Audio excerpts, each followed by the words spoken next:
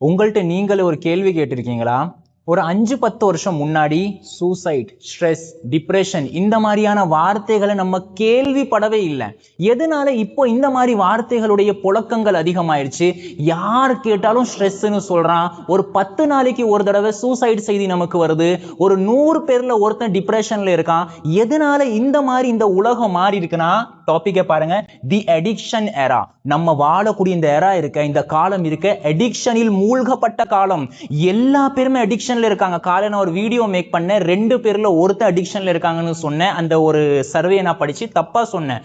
ஒவ்வொரு 100 பேர்லயும் யாரோ ஒருத்தர் மட்டும்தான் அடிக்ஷன்ல இருந்து தப்பிக்கிறான். எதனால இந்த மாற்றம் இந்த உலகத்துல ஏற்பட்டிருக்குன்னா, modern world profits from human addictions.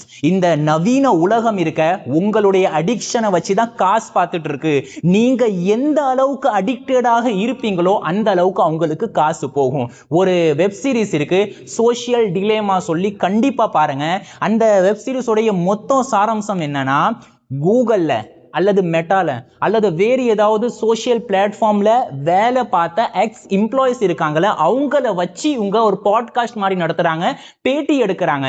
அப்போ அவங்க ஒரு விஷயத்த சொல்றாங்க, நாங்க அந்த கம்பெனிகள்ல வேலை பார்க்கும் பொழுது எங்களுக்கு கொடுக்கப்பட்ட டாஸ்க் என்னன்னா, நீங்க எப்படியாவது மக்களை இந்த பிளாட்ஃபார்ம்ல நிக்க வைக்கணும். நீங்க என்ன வேணா பண்ணுங்க, அதுக்காக வேண்டி நீங்க என்ன தப்பு வேணா பண்ணுங்க, ஆனா இவங்க எங்களுடைய பிளாட்ஃபார்ம்ல இருந்தே ஆகணும். எந்த சோஷியல் மீடியாவுக்கு நீங்க அடிக்டடா இருக்கீங்களோ, எந்த பிளாட்ஃபார்முக்கு நீங்க அடிக்டடா இருக்கீங்களோ, எந்த போனுக்கு நீங்க அடிக்டடா இருக்கீங்களோ, நீங்க அடிக்டடாக இல்ல. திட்டம் போட்டு ஒரு பெரிய சூழ்ச்சி செஞ்சு ஒரு பெரிய டீம் ஃபார்ம் பண்ணி நிறைய கோடிக்கணக்கான சர்வேயை உள்வாங்கிவிட்டு, கோடிக்கணக்கான டேட்டாவை உள்வாங்கிவிட்டு உங்களை திட்டமிட்டு அடிக்டடாக ஆக்குறாங்க. இது முதல்ல நீங்க மைண்ட்ல வச்சுக்கோங்க. அடுத்த ஒரு விஷயம் நான் உங்களுக்கு சொல்றேன். நீங்க அடிக்டடாக இல்ல நீங்க நினைச்சிட்டு இருந்தீங்கன்னா, சில அடிக்ஷனுடைய பட்டியலை நான் போட்டிருக்கேன். இது மாடர்ன் அடிக்ஷன்ஸ், நவீன உலகத்துல இருக்கக்கூடிய அடிக்ஷன்ஸ். இது உங்கள்கிட்ட இருக்கான்னு பாருங்க. முதல்ல மொபைல் அடிக்ஷன்ஸ். போன் அடிக்ஷன்ல நீங்க இருக்கீங்களா? அல்லது ரீல்ஸ்னா இதுல ஷார்ட்ஸும் வந்துடும். சுருக்கமா சொல்ல போனா ஷார்ட் கண்டென்ட்டை நீங்க கன்சியூம் பண்றது. அடுத்த கேமிங், நீங்க கேம் விளையாடுறது. அதே மாதிரி பான் அடிக்ஷன், ஆபாச படத்தை நீங்க பாக்குறது. டொபாக்கோ, ஆல்கஹால், இடிசி. டொபாக்கோ சொன்னா அதுல ஸ்மோக்கிங் வந்துடும். ஆல்கஹால் சொன்னா இதுல மற்ற பல எக்ஸ்ட்ரீமான ட்ரக் மாதிரியான போதைகளும் வந்துடும். இது மக்கள்கிட்ட இருக்கலாம். அதே மாதிரி சுகரும் அடிக்ஷன் தான். இங்க பிரச்சனை என்ன தெரியுமா? நிறைய அடிக்ஷன் நம்ம அடிக்ஷன் என்று விளங்காமையே இருக்கும். பாருங்க, சுகர் ஒரு அடிக்ஷன். ஜங்க் ஃபுட் அதுவும் அடிக்ஷன் தான். அது மாதிரி வேலிடேஷன் என்ன? எல்லா பேர் என்ன கவனிக்கணும், எல்லா பேர் என்ன பாராட்டணும், மக்களுடைய வேலிடேஷனுக்காக நாய் மாதிரி அலையிறது இருக்க, இதுவும் ஒரு அடிக்ஷன் தான். அதே மாதிரி ஓவர் திங்கிங், ஒரே சிந்தனைகள் ஓடிக்கிட்டே இருக்கும். நாள் ஃபுல்லா சிந்திச்சுட்டு தான் இருப்போம். எதுக்கு சிந்திக்கிறோம், என்ன சிந்திக்கிறோம் சொல்லி ஒரு பேட்டர்ன் இல்லாம சிந்திப்போம். பாத்தீங்களா? இதுவும் ஒரு அடிக்ஷன் தான். அதே மாதிரி ஷாப்பிங், நிறைய பர்ச்சேஸ் பண்ணுவோம், நிறைய ஷாப்பிங் பண்ணுவோம், நிறைய மாலா போய் சுத்துவோம், ஆனா எதுக்கு சுத்துறோம்னு தெரியாது. அதே மாதிரி டாக்ஸிக் ரிலேஷன்ஷிப். நீங்க ஒரு ரிலேஷன்ல இருக்கிறீங்க, உங்களுக்கு நிம்மதியே கிடையாது, மன அமைதியே கிடையாது, ஆனா நீங்க அந்த ரிலேஷன்ல இருந்துட்டே இருப்பீங்க. ஏன்னா அந்த ரிலேஷன்ல வரக்கூடிய அந்த நெகட்டிவ் கிக் இருக்க, அதுக்கு நீங்க அடிமை ஆயிட்டீங்க, அதுக்கு நீங்க அடிக்ட் ஆயிட்டீங்க. அதனால டாக்ஸிக் ரிலேஷன்ல நீங்க இருப்பது இருக்க, இதுவும் ஒரு அடிக்ஷன் தான். மைண்ட்ல வச்சுக்கோங்க. இதை நீங்க பார்த்த உடனே அடிக்ஷன் எந்த மாதிரியான அடிக்ஷன்ல இருக்கு உங்களுக்கு கிளியர் ஆயிருக்கும். இருந்தாலும் கூட இன்னும் உங்களுடைய மைண்டை நான் விசாலமாக்குறதுக்காக வேண்டி நான் உங்களுக்கு ஒரு டெஃபினேஷன் சொல்றேன். இந்த டெஃபினேஷனை வச்சு உங்களை சுத்தி வேறு வகையான அடிக்ஷன் இருந்தா கூட நீங்க என்ன பண்ணிடலாம், அதை அடையாளம் பிடிச்சிடலாம். அடிக்ஷனோட டெஃபினேஷன் பாருங்க, நானே உண்டாக்குனது. when someone can't control a habit. எப்போ ஒருத்தன் ஒரு ஹேபிட்டை கண்ட்ரோல் பண்ண முடியாதோ, தனக்குன்னு ஒரு பழக்கத்தை அவன் உண்டாக்கிட்டான். இன்னொரு வார்த்தையில சொல்ல போனா, இந்த மாதிரி மாஃபியா, இந்த மாதிரி ஒரு கூட்டத்தினர்கள் நம்முடைய அடிக்ஷனை உண்டாக்கிட்டாங்க. அந்த அடிக்ஷன் ட்ராப்ல இவன் சிக்கிட்டான், வெளியே வர முடியல. இப்படி ஒருத்தன் இருந்தானா இவன் அடிக்ஷன்ல இருக்கான்னு அர்த்தம். இந்த மாதிரி யார் அடிக்ஷன்ல இருக்காங்களோ அவங்களுக்கு 3 விஷயங்கள் ஏற்படும். முதல்ல கிரேவிங் ஏற்படும். கிரேவிங்னா ஆசை உண்டாகும், ஒரு தடுமாற்ற நிலை உண்டாகும். அந்த பொருளை பற்றி, அந்த விஷயத்தை பற்றி நினைக்கும் போதே அன்ஈஸி ஆயிரும் ஹெல்த். அதை தொடணும், அதை செய்யணும், அதை சாப்பிடணும், அந்த மாதிரியான நிலை உண்டாச்சுன்னா கிரேவிங். இப்போ கிரேவிங் உண்டான மட்டும் பிரச்சனை கிடையாது, லாஸ் ஆஃப் கண்ட்ரோல். தன்னுடைய கண்ட்ரோலை அவன் இழந்துருவான், ஒரு மிருகமாக மாறிடுவான், தன் மீது தனக்கு கண்ட்ரோல் இருக்காது. இதான் லாஸ் ஆஃப் கண்ட்ரோல். அதனால நான் அடிக்கடி சொல்றேன், நிறைய நிறைய பேர் பான் அடிக்ஷனை நியாயப்படுத்துறாங்க. ஒரு விஷயம் சொல்றேன், நீங்க பான் பாக்குறீங்க பாத்தீங்களா, நீங்க பான் பாக்குறதுனால இப்போதைக்கு உங்களுக்கு அது நார்மலான ஒரு விஷயமாக தெரியுது. ஆனா நீங்க அதுல கண்ட்ரோல் இழந்து தானே பாக்குறீங்க. உண்மை சொல்லுங்க, கண்ட்ரோல் இல்லாம உங்களுக்கு ஒரு சுய சிந்தனை இல்லாம தானே நீங்க பார்த்துட்டு இருக்கீங்க. இன்னொரு வார்த்தையில சொல்ல போனா உங்களுடைய இச்சை உங்களை கண்ட்ரோல் பண்ணுது. இதே சேம் மைண்ட் செட் தான் ரேப் பண்றவனுக்கு இருக்கும், சைல்ட் அபியூஸ் பண்றவனுக்கு இருக்கும், ஹராஸ்மெண்ட் பண்றவனுக்கு இதே சேம் மைண்ட் செட் தான் இருக்கும். அவன் வேணும் என்று ரேப் பண்ண மாட்டான், அவனோட இச்சை இருக்க, டிசைர் இருக்க, அது அவனை ரேப் பண்ண வச்சிரும். நான் சொல்ல வர்ற என்ன விஷயம்னா, யாரெல்லாம் பான் அடிக்டடா இருக்கீங்களோ நீங்க ரேபிஸ்டாக, சைல்ட் அபியூஸ் பண்றதுக்கான அல்லது பெண்களை ஹராஸ்மெண்ட் பண்றதுக்கான சான்சஸ் ரொம்ப அதிகமா இருக்கு. அதனால திருந்தி தொலைங்கடா, திருந்தி தொலைங்க. அடுத்தது, இந்த யார் இந்த அடிக்ஷன்ல இருக்காங்க உங்களுக்கு கண்ட்ரோல் இருக்காது. இன்னொரு விஷயம், கண்டினியூயிங் டிஸ்பைட் நெகட்டிவ் எஃபெக்ட்ஸ், தொடர்படியாக அவங்களுக்கு நெகட்டிவ் எஃபெக்ட்ஸ் வந்துகிட்டே இருக்கும். நெகட்டிவ் எஃபெக்ட்ஸ் என்ன, நான் என்ன சொல்றேன், இந்த அடிக்ஷனுடைய லிஸ்ட்டை நீங்க பாத்துட்டீங்களே, இதுல எதுலாவது உங்களுக்கு பிரயோஜனம் இருக்கா சொல்லுங்க. நீங்க மணிக்கணக்கா ரீல்ஸ் பாக்குறதுனால, நீங்க கேம் விளையாடுறதுனால, அல்லது மொபைல் யூஸ் பண்றதுனால, அல்லது ஓவர் திங்கிங் பண்றது, இந்த மாதிரி எது வேணா எடுத்துக்கும், இதாவது உங்களுக்கு பாசிட்டிவ் எஃபெக்ட் வருமா? வராது. தொடர்படியாக அடிக்ஷன் என்றால் நெகட்டிவ் எஃபெக்ட் இருக்கும். அப்போ எதுல உங்களுக்கு கிரேவிங் ஏற்படுகிறதோ, எதுல நீங்க சுய கட்டுப்பாட்டை இழந்து தொடர்ந்து அந்த நெகட்டிவ் எஃபெக்ட்காக வேண்டி நாய் மாறி ஓடிக்கிட்டே இருக்கீங்களோ, அது எல்லாமே அடிக்ஷன். இப்போ நீங்க சுத்தி பாருங்க, உங்களை சுத்தி எவ்வளவு அடிக்ஷன் இருக்குன்னு கொஞ்சமாவது யோசிச்சு பாருங்க. அடுத்தது, அடிக்ஷனை பத்தி சில மித் இருக்கு.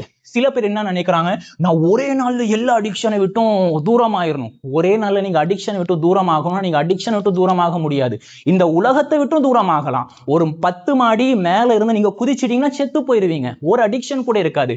ஏன்னா அடிக்ஷனை விட்டும் நீங்க தூரமாகிறதுக்கு ஒரு நாள் போதாது. நான் இங்க போட்டிருக்க பாருங்க, you don't break addiction in one day. ஒரு நாள்ல நீங்க உங்களோட அடிக்ஷனை பிரேக் பண்ண முடியாது. You weaken it every day. ஒவ்வொரு நாளும் நீங்க அதை வீக் ஆக்கிட்டே இருக்கணும், அதை பலவீனமாக்கிட்டே இருக்கணும். பலவீனமாக்கி ஆக்கி ஆக்கி அதற்கு பிறகுதான் நீங்க அதை கொள்ளணும். எப்படின்னா, உங்களுடைய எதிரி ஒருத்தர் இருக்கான், ரொம்ப பலசாலியா இருக்கான். ரொம்ப பலசாலியான அந்த எதிரியை நீங்க உடனே சாவடிக்க முடியுமா? ஆனா நீங்க ஒரு விஷயம் பண்ணலாம், அந்த எதிரியை கொஞ்சம் கொஞ்சமாக பலவீனமாக்கிட்டே இருக்கலாம். அந்த எதிரி உங்களை 10 அடி அடிக்கிறானா, நீங்க அந்த எதிரியை 5 அடி அடிக்க வைக்கலாம், 3 அடி 4 அடி அப்படியே குறைச்சிட்டு கடைசியில அந்த எதிரியுடைய அந்த தாக்குதல் பலவீனமாகும் பொழுது தெரியாம அறியாம அவனை கொன்றணும். இதாங்க சாணக்கியத்தனம். நான் சொல்ல வர்ற விஷயம் என்ன, நீங்க ஒரு நாள் உங்களுடைய அடிக்ஷனை நீங்க அழிக்க முடியாது, இரேஸ் பண்ண முடியாது. இந்த போர்ட்ல எழுதப்பட்ட வார்த்தை மாதிரி நீங்க அதை ஒவ்வொரு நாளும் அதை கொண்டு நீங்கள் போராட வேண்டும். அதை விட்டும் நீங்கள் தூரமாக விலக வேண்டும். அடுத்தது, இரண்டாவது ஒரு விஷயம், இந்த அடிக்ஷன் நான் நிறைய தடவை எப்படி இந்த அடிக்ஷன்ல இருந்து தூரமாக போக பார்க்கிறேன், ஆனா என்னால முடியல. நான் என்ன பண்றது, எப்படி இந்த அடிக்ஷன் விட்டு தூரமாகிறதுனா பாருங்க, அடிக்ஷன் என்னதுன்னு புரிஞ்சுக்கோங்க. அது அடிக்ஷன் ஒண்ணுமே கிடையாது, ஒரு எனர்ஜிங்க. அது பாருங்க, energy without direction creates addictions. அதாவது உங்களுக்கு நிறைய எனர்ஜி வருது, நீங்க நிறைய எனர்ஜியை, நிறைய சக்திகளை உள்ள அடக்கி வச்சிருக்கீங்க. இதுக்கு ஒரு டைரக்ஷன் கிடைக்காத போது அதுதான் அடிக்ஷனா மாறுது, அதான் அடிக்ஷனுடைய உருவத்துல மாறுது. ஒருத்தனுக்கு உடம்புல உண்டாகிற எனர்ஜி இருக்க, அதுக்கு சரியான டைரக்ஷனை கொடுத்துட்டானா பிரச்சனையே கிடையாது. ஒரு எக்ஸாம்பிள் சொல்றேன், நீங்க கையில நெருப்பு வச்சிருக்கீங்க, இந்த நெருப்பை வச்சு நீங்க அடுப்பையும் பத்த வைக்கலாம், ஊரையும் பத்த வைக்கலாம். இப்ப இந்த நெருப்பு மேல தப்பு கிடையாது, அந்த நெருப்புக்கு யார் டைரக்ஷன் கொடுக்காங்களோ அவன் மேலதான் தப்பு இருக்கு, அவன் அந்த ஊரை அழிச்சிட்டான். நீங்க நெருப்பை கூட சொல்லக்கூடாது. அதே மாதிரிதான் இந்த அடிக்ஷனின் காரணமாக, அடிக்ஷனுடைய பின்னாடி இருக்கக்கூடிய இந்த எனர்ஜி இருக்கு, இந்த எனர்ஜி நம்ம தப்பு சொல்லக்கூடாது. இங்க தப்பு என்னன்னா, நம்ம அந்த எனர்ஜிக்கு டைரக்ஷன் கொடுக்காம இருக்கோம் பாத்தீங்களா, அதான் இங்க தப்பா இருக்கு.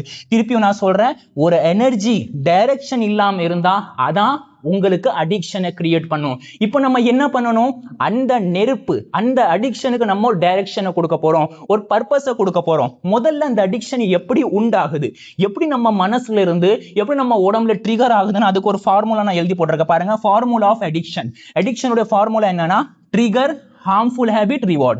இந்த 3 ஃபார்முலா. முதல்ல உங்களுக்கு ட்ரிகர் உண்டாகும். ட்ரிகர்னா என்ன, ஒரு எக்ஸாம்பிள், உங்களுக்கு ஸ்ட்ரெஸ் உண்டாகுது, ஒரு அழுத்தம் உண்டாகுது, ஒரு குழப்பம் உண்டாகுது, ஒரு என்சைட்டி உண்டாகுது, ஓவர் திங்கிங் உண்டாகுது. உங்களுக்கு இப்படி உங்களுக்கு ட்ரிகர் உண்டாகும் போது நீங்க என்ன பண்ணுவீங்க, ஹார்ம்ஃபுல் ஹேபிட்டை நீங்க தேர்வு செய்வீங்க. அதாவது என்ன, ஸ்மோக்கிங்கை நீங்க தேர்வு செய்வீங்க. ஸ்மோக்கிங் இருக்கு, நான் எக்ஸாம்பிளுக்கு போட்டிருக்கேன். இது இல்லாம வேற ஹேபிட் கூட இருக்கலாம். இங்க நான் ஸ்ட்ரெஸ்ன்னு போட்டிருக்கேன், ஸ்ட்ரெஸ் மட்டும் தான். ட்ரிகர்னு கிடையாது, வேற ஏதாவது இருக்கலாம். உங்களுடைய பழக்க வழக்கங்கள், உங்களுடைய ஃப்ரெண்ட்ஸ், சில ஃப்ரெண்ட்ஸ் இருப்பாங்க, அவங்கள பார்த்தால அந்த விஷயத்துல ஈடுபடணும் உங்களுக்கு தோணும், தம் அடிக்கிறது அல்லது உங்களுடைய மற்ற அடிக்ஷன்ல நீங்க ஈடுபடுறதுக்கான வாய்ப்புகள் உங்களுக்கு. அப்ப இங்க உங்களுடைய ட்ரிகர் என்னது? நான் இங்க எக்ஸாம்பிளுக்கு ஸ்ட்ரெஸ்னு போட்டிருக்கேன் பாருங்க. அடுத்தது ஹார்ம்ஃபுல் ஹேபிட், எக்ஸாம்பிளுக்கு ஸ்மோக்கிங்னு போட்டிருக்கேன். ஸ்ட்ரெஸ் ஏற்படுது, நீங்க உடனே பத்த வச்சிடுறீங்க. அடுத்தது அதனால என்ன ஆகுது? ரிவார்டு கிடைக்குது உங்களுக்கு. ரிவார்டு என்ன? Short term relief. Short term relief, தற்காலிகமாக உங்களுக்கு ரிலீஃப் ஏற்படுகிறது. நிரந்தரமான ரிலீஃப் உங்களுக்கு ஏற்படல. நல்ல ஞாபகம் வச்சுக்கோங்க. யாரெல்லாம் புகைப்பழக்கத்திற்கு அடிமையாக இருக்காங்களோ அவங்க எல்லா பேருமே ஷார்ட் டர்மாக, ஏன்னா லாங் டர்மாக அவங்களுக்கு ரிலீஃப் கிடைச்சிருச்சுன்னா இப்போ தம் அடிக்கிறாங்களா, அடுத்த ஒரு மாசம் கழிச்சு தான் அவங்க அடிக்கணும். ஆனா அப்படி பண்ண மாட்டாங்களே. அடுத்து உடனே அவங்களுக்கு கொஞ்சம் ஒரு மணி நேரத்துல, ஃபர்ஸ்ட் ஸ்டார்டிங்ல ஒரு நாளைக்கு ஒரு தடவை இருக்கும், அடுத்த ஒரு நாளைக்கு 2 தடவை ஆகும், அடுத்த ஒரு நாளைக்கு 3 தடவை, அடுத்த ஒரு மணி நேரத்துக்கு ஒரு தடவை ஆகும். எல்லா அடிக்ஷனுமே இப்படிதான். ஃபர்ஸ்ட் அதனோட டியூரேஷன் இருக்க ரொம்ப அதிகமா இருக்கும், அதுக்கு மத்தியில் உள்ள கேப் இருக்க ரொம்ப அதிகமா இருக்கும், காலப்போக்கில் அந்த கேப் குறைஞ்சிக்கிட்டே இருக்கும். இப்போ நான் சொல்ல வந்தது என்ன? ரிவார்டு உங்களுக்கு ஏற்படும், அந்த ரிவார்ட் ஷார்ட் டர்மாக இருக்கும். சரி, இப்போ நம்ம என்ன பண்ணணும்? அந்த எனர்ஜிக்கு இப்போ நம்ம டைரக்ஷன் கொடுக்க போறோம் பாருங்க. Practically replacement. பிராக்டிகலி நம்ம ரீப்ளேஸ் பண்றோம், இது ஹைப்போதெட்டிக்கல்லாம் கிடையாது. உண்மையிலேயே எப்படி ரீப்ளேஸ்மெண்ட் பண்ணலாம்னா, ஸ்ட்ரெஸ் உங்களுக்கு ஏற்படுது, ஓகே, ஸ்ட்ரெஸ் ஏற்பட்டனால நீங்க ஸ்மோக்கிங் பண்ணீங்க. இப்போ ஸ்ட்ரெஸ் ஏற்படும் பொழுது நீங்க என்ன பண்ணலாம்னா நடக்கலாம். என்ன பண்ணலாம்? எந்த இடத்துல இருக்கு அந்த இடத்துல வேகமா நடங்க, வாக்கிங். இல்லைன்னா ஜிம், நீங்க ஒர்க் அவுட் பண்ணலாம். ஒர்க் அவுட் பண்ணுங்க. ஒவ்வொரு வீடியோ நான் கத்திக்கிட்டே கிடக்கடா, ஏன்ல புரிய மாட்டேங்கிங்க. ஒர்க் அவுட் பண்ணுங்க. ஏன் சொல்றேன்னா, உங்களோட எனர்ஜிக்கு டைரக்ஷன் கிடைக்கும், உங்களோட எனர்ஜிக்கு ஒரு ஃபோக்கஸ் கிடைக்கும். அந்த எனர்ஜி நீங்க ஒரு இடத்துல கொண்டு கொடுக்கல வச்சுக்கோங்களேன், அதாங்க அடிக்ஷனா மாறுது. நீங்க ஜிம்முக்கு போங்க, அப்படி இல்லைன்னா ச்விங்கம். உங்களுக்கு தோணுதா ஸ்மோக்கிங் பண்ண தோணுதா, ஒரு பபுள் கம் எடுத்து வாயில மென்னுட்டே இருங்க. அப்படி மென்னுட்டே இருக்கும் பொழுது உங்களுடைய கான்சென்ட்ரேஷன் அந்த ச்விங்கம்ல போகும், உங்களுக்கு ஸ்மோக்கிங் உடைய ஞாபகம் வராது. இப்படி நீங்க இந்த 3ல இருந்து ஏதாவது ஒன்று பண்ணிட்டீங்களா, அல்லது 3மே நீங்க பண்ணிட்டீங்கன்னா ஷார்ட் டர்ம் ரிலீஃப் உங்களுக்கு ஏற்படும். அது என்ன, இங்கேயும் ஷார்ட் டர்ம் ரிலீஃப் தான், இங்கேயும் ஷார்ட் டர்ம் ரிலீஃப் தான் கேட்டா, இங்க ஷார்ட் டர்ம் ரிலீஃப் இருக்கும், ஆனா வித் ப்ரைடு, உங்களுக்கு பெருமையுடன் சேர்ந்து வரக்கூடிய ஒரு ஷார்ட் டர்ம் ரிலீஃப் இருக்கும். ஆஹா, நான் என் மனசை ஜெயிச்சுட்டேனே, என் மனசை நான் வென்று விட்டேன்னு சொல்லி உங்களுக்கு ஒரு ப்ரைட், ஒரு பெருமை உண்டாகும். இதாங்க அடிக்ஷனுடைய ஃபார்முலா. அடிக்ஷனுடைய ஃபார்முலா வச்சு நீங்க எப்படி ரீப்ளேஸ்மெண்ட் பண்ணணும், இதை நீங்க ஞாபகம் வச்சுக்கோங்க. இப்போ நான் சொன்ன விஷயம் இருக்கா, நான் நல்லா சொல்லிடுறேன், கேட்டுக்கோங்க. மற்ற யூடியூபர்கள் மாதிரி நான் புழுக மாட்டேன். இது ஒரு ஷார்ட் டர்ம் தான், இது ஷார்ட் டைமுக்கு இது உங்களுக்கு நல்லது, குறுகிய காலத்துக்கு இதை நீங்க பயன்படுத்தலாம். ஆனா உண்மையிலேயே நீங்க லாங் ரேஸ்ல ஓடணும்னா நீங்க உங்களுடைய இந்த 10 ஹேபிட்டை கண்டிப்பாக மாத்தியே ஆகணும். இன்னையில இருந்து ஸ்டார்ட் பண்ணுங்க. இப்போ நீங்க பாக்குறீங்களா, அந்த நேரத்துல இருந்து இந்த ஹேபிட்டை நீங்க கொண்டு வந்து, இப்படி கொண்டு வந்தா மட்டும்தான் அடுத்த அடிக்ஷன்ஸ் உங்களுக்கு ஏற்படாது. இல்லைன்னா இங்க ஒரு பெரிய மாஃபியா உட்கார்ந்து இருக்காங்க, எப்படியாவது உங்களை மூளை செலவு பண்ணி ஒரு அடிக்ஷன்ல உட்கார வச்சுட்டு நீங்க அடிக்ஷன்ல இருக்கீங்கன்னு உங்களுக்கு அந்த நினைப்பை கூட வர விட மாட்டாங்க. ஞாபகம் வச்சு. அதனால நீங்க செய்ய வேண்டியது என்ன? Self control building habits. இது உங்களுடைய வாழ்க்கையில நீங்க கொண்டு வாங்க. செல்ஃப் கண்ட்ரோல் பில்டிங் ஹேபிட்ஸ்னா என்ன பாருங்க. ஃபிக்ஸ்ட் ஸ்லீப் டைமிங், ஒரு குறிப்பிடப்பட்ட, ஒரு நிர்ணயம் செய்யப்பட்ட தூக்க நேரத்தை நீங்க ஃபிக்ஸ் பண்ணுங்க. முதலாவது விஷயம். ஒரு காலத்துல பிரச்சனையா சொல்லுவாங்க, ஒரே தூங்கிட்டு இருக்கா. இப்போ உள்ள பிரச்சனை தெரியுமா, தூங்காம இருக்கா. அதனால நெட்ஃபிளிக்ஸ் உடைய ஓனர் சொல்றாரு, நம்முடைய பெரிய டார்கெட் மக்கள் கிடையாது, நம்முடைய பெரிய டார்கெட் தூக்கம். மக்களுடைய தூக்கத்தை நம்ம டார்கெட் பண்ணணும். அவன் ஓய்வு எடுப்பதற்காக வேண்டி கலைந்து டயர்டாகி வருமா பாத்தீங்களா, அந்த நேரத்தை நம்ம டார்கெட் பண்ணணும் சொல்லி நெட்ஃபிளிக்ஸோட ஓனர் சொல்லியிருக்காரு. அப்போ உங்களோட டைமிங்கை நீங்க ஃபிக்ஸ் பண்ணுங்க. இந்த குறிப்பிட்ட நேரத்தில் நீங்க தூங்கிடணும். ரெண்டாவது, ஸ்கிரீன் டைம் லிமிட். உங்களோட ஸ்கிரீன் டைமை நீங்க லிமிட் பண்ணுங்க. நீங்க 8 மணி நேரம் யூஸ் பண்றீங்களா, பிரச்சனை கிடையாது, 4 மணி நேரம் கூட ஆகும். ஆனா 4.5 மணி நேரம் அது ஆயிடக்கூடாது. 8ல இருந்து 4 வரலாம், ஆனா 4.5 மணி நேரம் போயிடக்கூடாது. உங்களோட ஸ்கிரீன் டைமை நீங்க லிமிட் பண்ணுங்க. மார்னிங் வித்தவுட் போன், காலையில முழிச்சிட்டீங்களா, போன் இல்லாம நீங்க முழிங்க. அடுத்த டெய்லி எக்ஸசைஸ், ஜிம். டெய்லி நீங்க எக்ஸசைஸ் பண்ணுங்க, டெய்லி ஜிம் பண்ணுங்க, டெய்லி நீங்க ஒர்க் அவுட்டுக்கு போங்க, ஒர்க் அவுட் பண்ணுங்க சொல்லி நான் இங்க முன்னாடி சொன்ன மாதிரியே இதை நீங்க பண்ணுங்க. அடுத்த ரீடிங் ஹேபிட். உங்களுடைய ரீடிங் ஹேபிட்டை நீங்க ஏற்படுத்துங்க. ரீடிங் ஹேபிட் நீங்க ஏற்படுத்திட்டீங்கன்னா அது மூலமாக நிறைய நீங்க கத்துப்பீங்க. அது ஒரு பக்கமா இருக்கட்டும், அது தேவையே கூட கிடையாது. ஆனா ரீடிங் ஹேபிட் என்ன பொறுத்த வரைக்கும் அது ஒரு மைண்ட் எக்ஸசைஸ். உங்களுடைய மைண்டுக்கு நீங்க கொடுக்கக்கூடிய பயிற்சி இருக்கு. எப்படி உடல் பயிற்சி இருக்கோ அதே மாதிரி மூளை பயிற்சி தான் நீங்க புத்தகத்தை படிக்கிறது. ரீடிங் ஹேபிட்டை நீங்க ஏற்படுத்துங்க. அடுத்து 6வது, டீப் பிரீத்திங். நான் என்னோட எல்லா கிளைண்ட்லையும் சொல்றது டீப் பிரீத்திங். உங்களுடைய பிரீத்ல நீங்க கவனம் செலுத்துங்க. நீங்க எதையோ சிந்திச்சுட்டே இருக்கீங்க, ஆனா உங்க மூக்குல உள்ள போகக்கூடிய அந்த பிரீத்ல மட்டும் நீங்க கவனம் செலுத்திட்டீங்கன்னா உங்களுடைய உணர்வுகள், உங்களுடைய சிந்தனைகள், உங்களுடைய ஆசைகள் எல்லாமே உங்களுடைய கண்ட்ரோல்ல வந்துடும். Deep breathing. அடுத்த 7வதாக ஹெல்த்தி ஈட்டிங்க சாப்பிடணும். குப்பையில சாப்பிடறத முதல்ல நிறுத்துங்க. குப்பையை சாப்பிடாதீங்க. குப்பையை நீங்க சாப்பிடறதுனால உங்களுடைய உடம்பிற்கோ டஸ்ட்பின் மாதிரி ஆயிடுச்சு. அந்த டஸ்ட்பின்ல இருந்து எப்படி நாத்தம் அடிக்குமோ அதே மாதிரி தான் உங்களுக்கு நாற்றம் அடிக்கக்கூடிய தாட்ஸ்லாம் வருது. அதனால ஹெல்த் ஈட்டிங் பண்ணுங்க. அடுத்த 8வதாக saying no to toxic friends. இப்படி நீங்க நல்லபடியா இருப்பீங்க தெரியுமா, உங்களை சுத்தி ஒரு 4 பேர் இருப்பாங்க, எப்பவுமே அவங்க உருப்படவே மாட்டாங்க. அவங்களுக்கு நீங்க ஃப்ரெண்ட்ஸ் சொல்லி ஒரு முத்திரை குத்திருப்பீங்க. உண்மையில சொல்றேங்க, அவங்கள ஃப்ரெண்ட்ஸ் கிடையாது, அவங்க டாக்ஸிக் ஃப்ரெண்ட்ஸ். எந்த ஃப்ரெண்ட்ஸ் உங்களுக்கு நல்லவங்கன்னா, யார் உங்களுடைய ஃபியூச்சரை மேக் பண்றாங்களோ அவங்க மட்டும் தான் நல்லவங்க. இந்த மாதிரி ஃப்ரெண்டு கூட நீங்க வச்சிருக்க வேண்டிய உறவு ஹாய் பை, அவ்வளவுதான். இந்த டாக்ஸிக் ஃப்ரெண்ட்ஸை நீங்க நோன்னு சொல்லுங்க. 9வதாக பி பாசிட்டிவாக இருங்க. போன் யூஸ் பண்றீங்களா, பாசிட்டிவான கண்டென்ட் கன்சியூம் பண்ணுங்க. நம்ம சேனலை சப்ஸ்கிரைப் பண்ணுங்க. இதுல இருக்கக்கூடிய பாசிட்டிவான வீடியோவை நீங்க பார்த்து உங்களை பத்தி நீங்க அவேர்னஸ் அடைஞ்சிட்டு இருங்க. அதே மாதிரி பாசிட்டிவான விஷயங்களை நீங்க படிச்சுட்டு இருங்க. பாசிட்டிவான மக்கள் கூட பேசுங்க. திருப்பி சொல்றேன், இந்த நெகட்டிவாக பேசுறவங்கள தூரமா வைங்க. முடிஞ்ச வரைக்கும் உங்களை அடிச்சு பத்தி விடுங்க. உங்க நம்பரை பிளாக் பண்ணுங்க. இது கேட்கறதுக்கு உங்களுக்கு வித்தியாசமா இருக்கும், என்னடா சுயநலமா பேசுறான்னு. இல்ல, அவங்க நெகட்டிவா இருக்காங்க பாத்தீங்களா, உங்களையும் நெகட்டிவாக மாத்திடுவாங்க. உங்க மூலமாக உங்களுடைய சரௌண்டிங்கும் நெகட்டிவாக மாறும். எந்த ஒரு ஆசையும் எந்த ஒரு ட்ரீமும் இல்லாத ஒரு கூட்டத்தை நீங்க உண்டாக்கிடுவீங்க. அதனால பி பாசிட்டிவ். 9வதாக டிலே கிராட்டிஃபிகேஷன். உங்களுக்கு வரக்கூடிய ஆசைகள், உங்களுக்கு வரக்கூடிய இச்சைகள், உங்களுக்கு தோன்றக்கூடிய எல்லா உணர்வுகளையும் தள்ளி போடுங்க, டிலே பண்ணுங்க. இப்படிலாம் நீங்க இந்த 10 விஷயங்களை நீங்க படிச்சிட்டீங்கன்னா, உங்களோட வாழ்க்கையில நீங்க கொண்டு வந்துட்டீங்கன்னா செல்ஃப் கண்ட்ரோல் பில்டிங் உங்களுக்கு அமைஞ்சிருச்சு. இதுக்கு மேல இந்த மாஃபியா எவ்வளோ தலை கூப்பிட விழுந்தாலும் கூட உங்களை தன்னுடைய அடிமையாக ஆக்க முடியாது. அதனால பி அவேர், விழிப்புணர்வோடு இருங்க.